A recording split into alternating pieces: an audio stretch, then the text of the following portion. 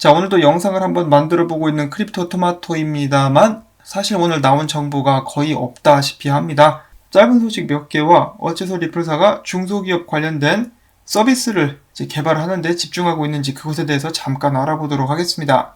자, 첫 번째 소식 같은 경우는 얼마 전에 리플사가 유튜브를 대상으로 유튜브에서 유튜브 상에서 많은 사기꾼들이 다른 유명한 암호화폐 업계 인사들을 빙자하면서 사기를 쳐대고 있는데 유튜브에서 이것을 그냥 방관하고 있었다. 니들에게 책임이 있다라면서 소송을 걸었었는데요. 사실 최근에도 그렇습니다. 최근에도 유튜브 광고 때 이 비탈릭 부테린을 이용한 많은 사기 행각이 아직도 빈번하게 일어나고 있는데 이를 아직까지도 단속을 하지 않고 있는 구글 애드라고 볼 수가 있겠는데요. 자, 아무튼 이에 대해서 유튜브 법무팀 측은 일부 암호화폐 사기 채널은 플랫폼이 자체 제작하는 것이 아닌 제3자가 만든 것이다. 유튜브는 이들의 사기 행각을 부추기거나 가담하지 않기 때문에 이에 대한 아무런 책임도 지지 않는다라고 주장을 했습니다. 자, 이 자식들 웃기는 놈들이네요. 이 사기꾼들이 와서 자기 플랫폼에서 장사를 했으면은 그것을 방관한 니들도 책임이 있지, 이 자식들아, 당연히. 자, 아무튼 책임을 회피하려고 하고 있는 유튜브. 과연 그들의 주장이 받아들여지게 될지 한번 지켜보도록 하겠고요. 자, 그 다음에는 라이언 자군. 얼마 전에 리플사를 떠나긴 했습니다만은 그 전까지 리플사를 대표해가지고 연방준비제도 IMF와 열심히 일을 했었던 사람이죠. 이 사람이 최근에 트윗을 통해가지고 리플사를 다시 한번 언급하게 돼가지고 뭐라고 하는지 한번 가지고 와봤는데요. 일단은 슐라 워렌이라는 사람에 대해서 언급을 하는데 슐라 워렌은 세계경제포럼에서 블록체인과 디지털 통화 관련된 부서를 담당하는 사람이라고 합니다. 이 사람이 미국에서 발행하려고 고려를 하고 있는 국가 발행 디지털 화폐에 대해서 의견을 냈다라는 것인데 그에 동의를 한다라면서 라이언 자군은 이렇게 이야기를 하고 있습니다. 자, 국가 발행 디지털 화폐에 대해서 발행을 하려고 고려를 할 때는 기술적인 문제를 최우선으로 생각하기보다는 이 국가 발행 디지털 화폐를 통해서 어떤 문제를 해결할 수 있는지에 중점을 둬야 된다. 요즘 디지털 화폐 발행에 대해서 시끌시끌한데 이러한 모습은 블록체인 초기 시장 때와 비슷한 것 같다. 많은 회사들이 그때에도 블록체인 기술을 적용한다, 이런다 저쩐다 이야기를 했었으나 이를 통해서 무엇을 해결하려고 하는지 정확한 그들의 블록체인 기술에 관련된 전략을 가진 회사는 드물었었다. 그 몇 안 되는 회사 중에 하나가 리플사였었는데 리플사 같은 경우는 기술력을 최우선으로 하지 않고 어떻게 그들이 고객들의 문제를 해결함으로써 고객들로 하여금 리플사와 함께 일하기를 원하게 만들 수 있는지에 대해서 초점을 맞췄었다.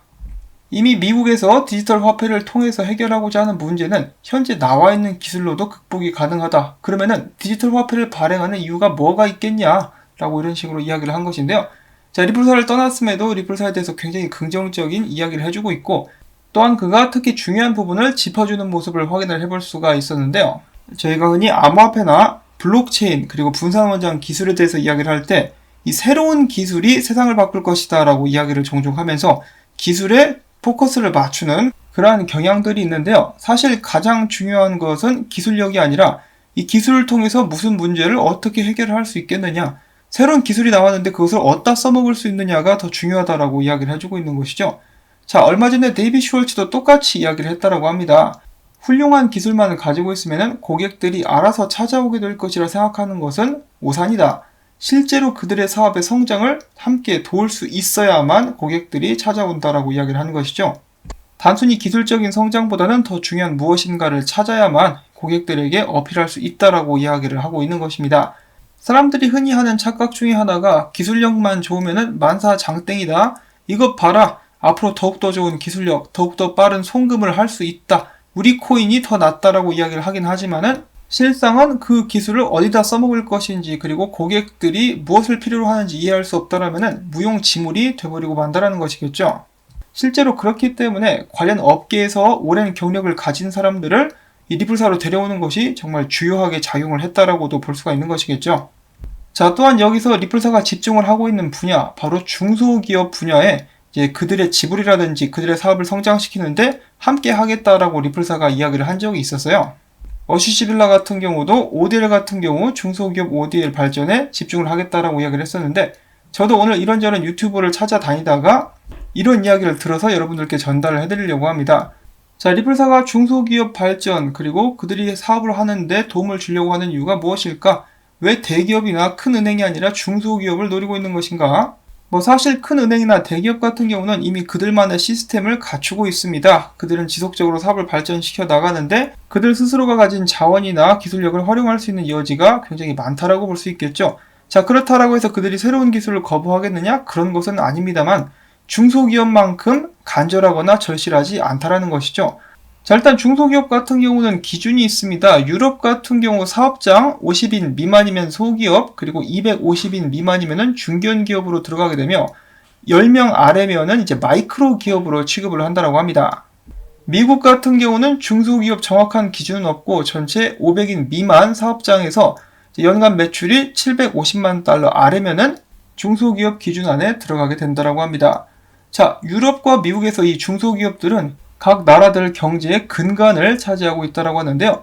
미국 같은 경우는 3천만 개의 중소기업들, 그리고 유럽 같은 경우는 2,500만 개 정도가 있으며 양쪽 국가 및 나라 모두에서 통계를 봤을 때 직장인 전체 3명 중에 2명꼴은 이제 중소기업에서 일을 하고 있는 그런 상황이라고 합니다. 그래서 결국 이 중소기업이 뼈대를 잡아주고 있다는 것인데요. 그럼에도 불구하고 중소기업들 입장에서는 국제송금이라든지 지불을 하는데 굉장히 어려움이 많습니다. 대형 은행이나 대형 회사들 같은 경우는 앞에서 말씀을 드렸다시피 인프라를 이미 갖추고 있기 때문에 그런 부분에 대한 어려움이 훨씬 더 적다라고 저희가 생각을 해볼 수가 있겠는데요.